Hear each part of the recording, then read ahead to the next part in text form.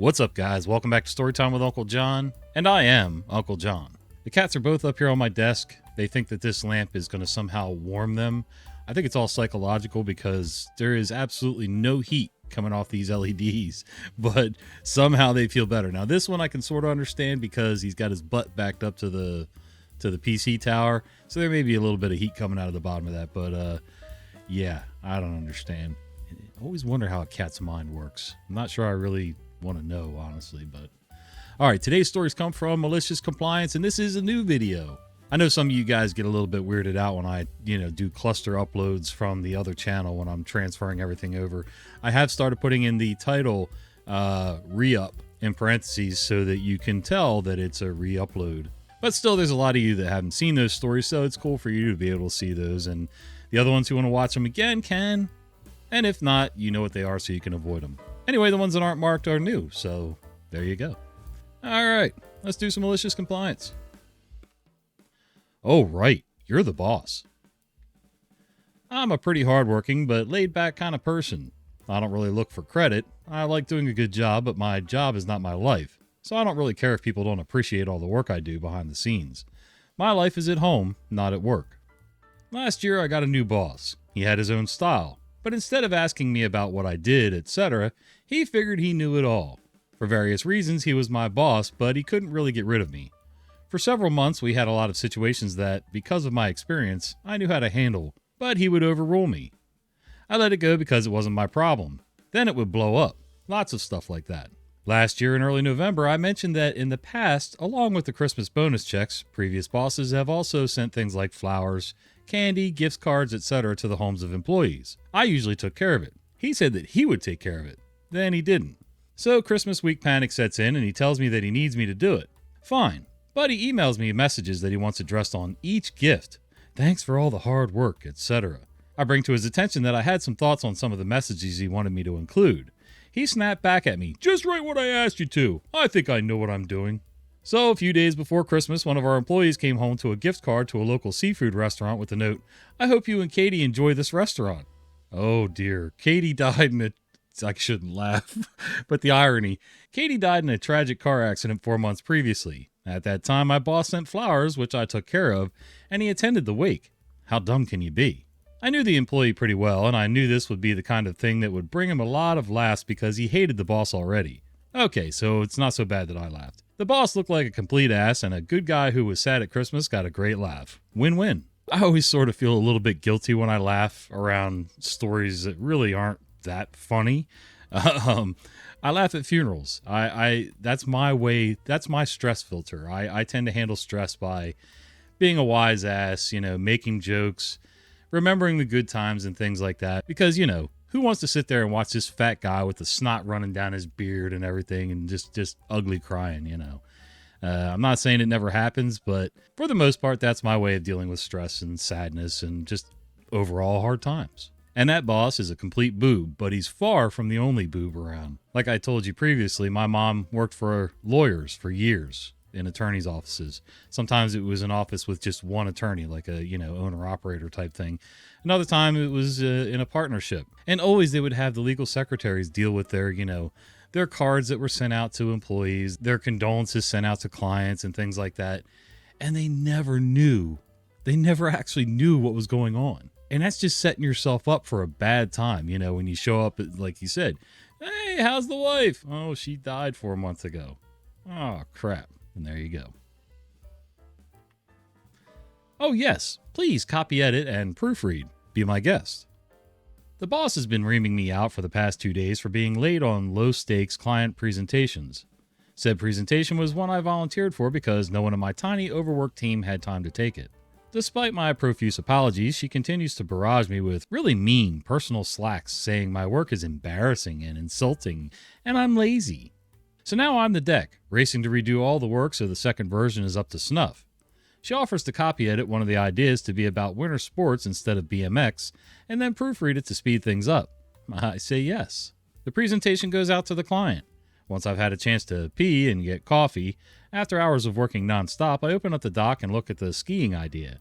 Turns out crisp white powder, and crisp white, the word that's formed when you lose the D in powder, have two very different connotations. Oh my God, I just got that. Another boss who thinks she knows it all, can do it all, and I don't know if she made the correction and left it that way or if she missed his mistake, but yeah, I got nothing. Christmas Employee Appreciation Day. This happened a few years ago, but being this time of year, it always makes me laugh to think about it.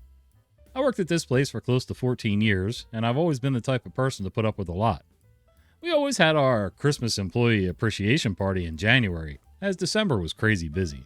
I had only been there a few months when we were told about when and where the party would be. A few weeks before, there was a memo posted in the staff room titled, "The Rules of Going Out." I kid you not. Basically, it was the owner's rules of how things were going to go down for our party. It went like this. She liked to use lots of capital letters and exclamation marks. 1. The party is for employees only, no spouses.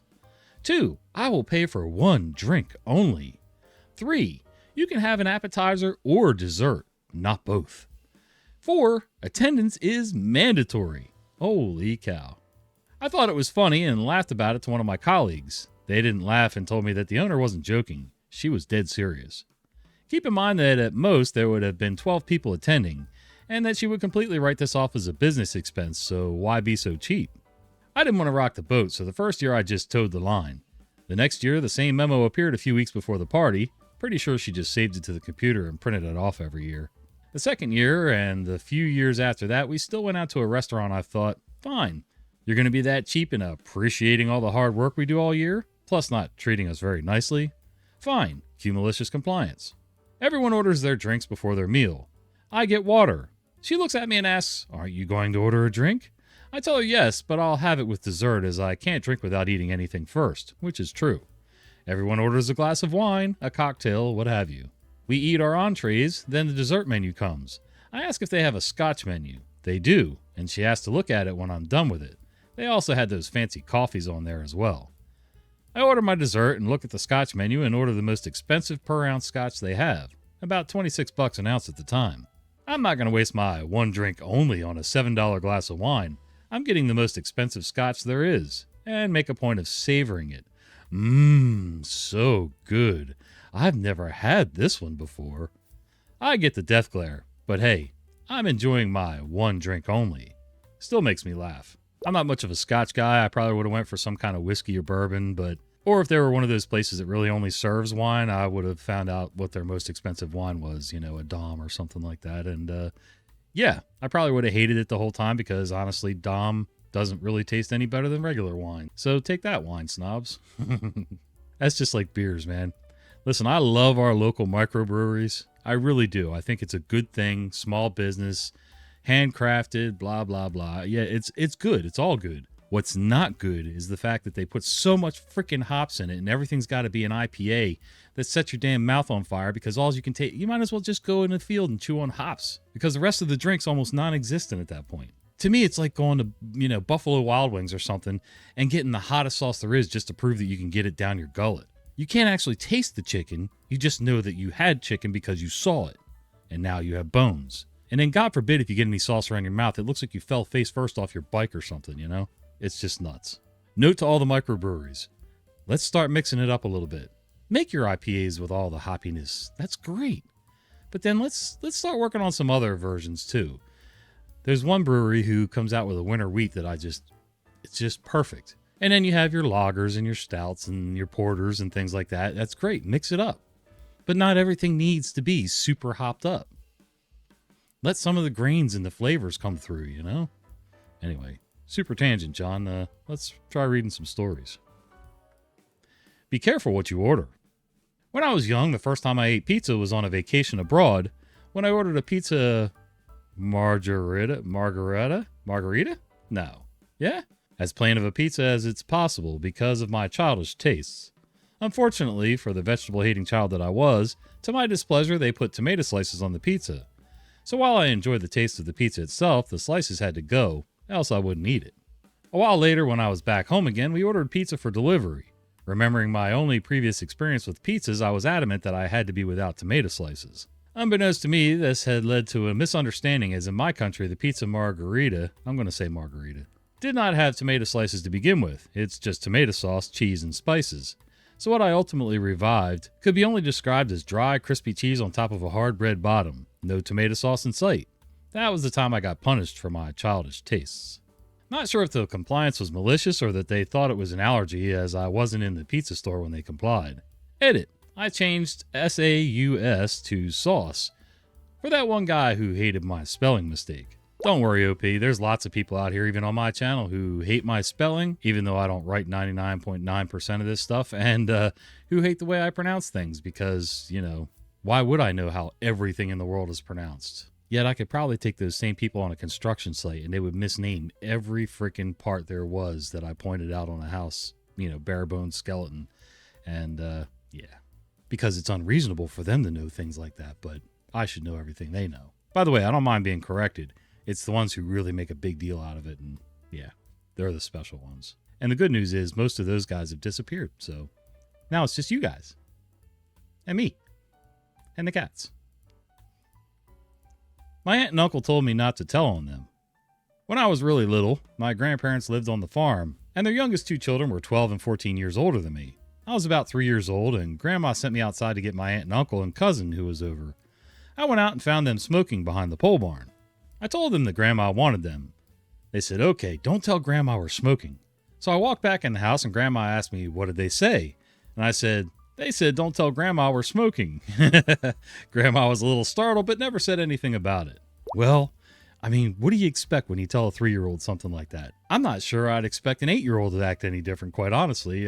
Yeah. By the way, I don't know if you've noticed. I just happened to look in the monitor and I'm not sure if you guys have noticed, but the piles have grown. I'm hoping in another few days here, we're coming up on Christmas, that we can clear some of these piles out and I can actually walk around the bed without falling over things in the middle of the night. And yeah, I'm already a klutz. I don't need help falling down.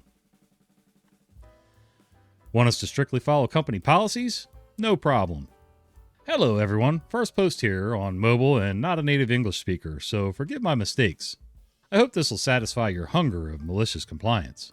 This MC comes from a few years ago when I was working as an external developer for a software house.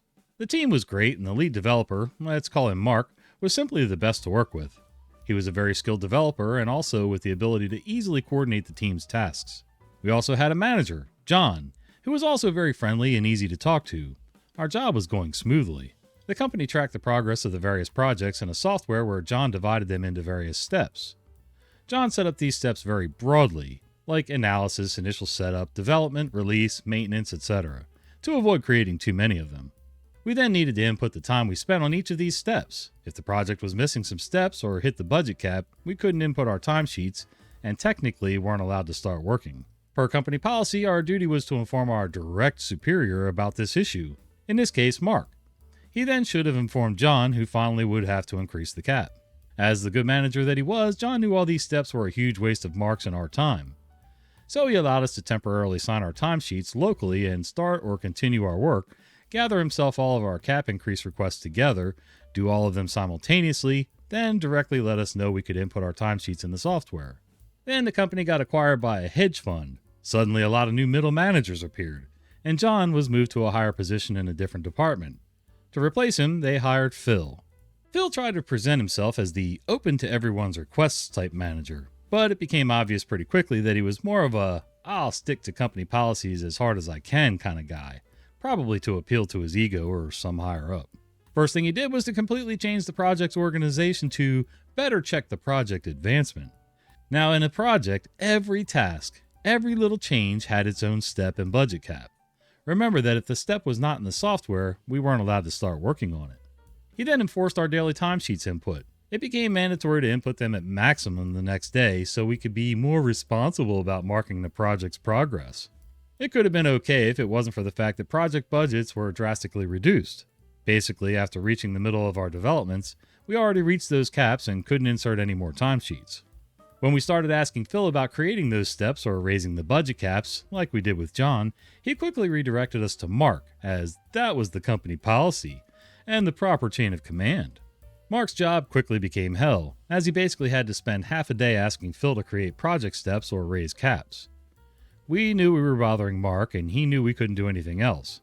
He tried to talk to Phil about easing these policies, but without success. At the end of the month, everyone was behind with the timesheets input, and some tasks were not started at all. Phil gathered us, and other teams, and started his rant about how it was our fault since we required too much time to do our job, and this was not acceptable. As our team leader, Mark was particularly targeted and probably missed some bonuses that he had no problem getting when John was the manager. His fault? Not letting Phil know soon enough that steps weren't available or budget caps were reached. It was enough for him. It was time to maliciously comply to company policies. He asked Phil to let us stay some minutes after the meeting to explain to us how to resolve the issues. He agreed but wanted to stay in the meeting too.